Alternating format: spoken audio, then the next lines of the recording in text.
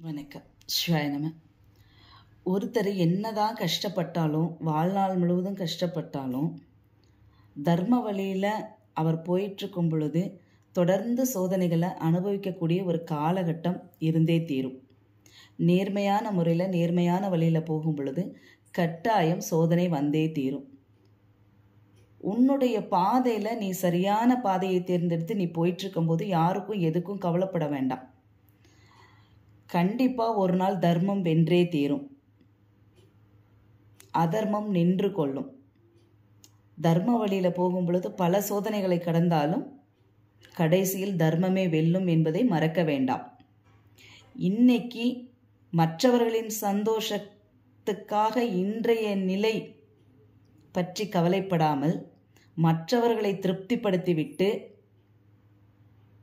நாளை என்ன ஆகும் என்று நினைக்காமல் அதர்ம வழியில் செல்லும் பொழுது தர்மம் பார்த்து கொண்டிருக்கும். காலம் அதற்கு உண்டான பதிலை கட்டாயம் எடுத்துச் சொல்லும். எடுத்துச் சொல்லும் பொழுது அதனுடைய நிலை என்றுமே சாஸ்வதமாக இருக்கும். அமைதியான முறையில் இருக்கும். ஆடம்பரம் இருக்காது. தர்மம் என்றும் மற்றவர்களின் நலனுக்காகவே இருக்கும். எதையும் ஒரு முறைக்கு அல்ல பல முறை யோசனை செய்து தர்ம வழியில் செல்ல வேண்டும். தர்ம சிந்தனை வேண்டும். சத்தியத்துக்கு கட்டுப்பட்டு நடக்க வேண்டும். சத்தியம் தவறக்கூடாது என்று நடக்கும் பொழுது நிச்சயமாக இறைவனுடைய அருளால் அனைத்தையும் கடந்து தர்ம வழியில் வெற்றி பெற இறைவனுடைய அனுகிரகம் ஆசியும் பரிபூரணமாக ஒருவருக்கு உண்டு. இன்று எத்தனையோ பேர் ஆட்டம் போட்டவர்கள் எல்லாம் ஒரு நாள் காணாமல் போகி இருப்பார்கள்.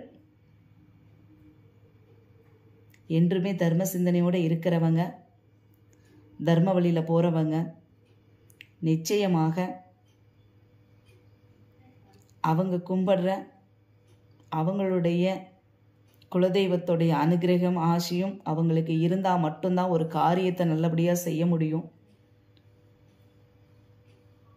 அவங்களுடைய அனுகிரகம் பரிபூரணமாக அவங்களுக்கு இருந்தால் மட்டும்தான்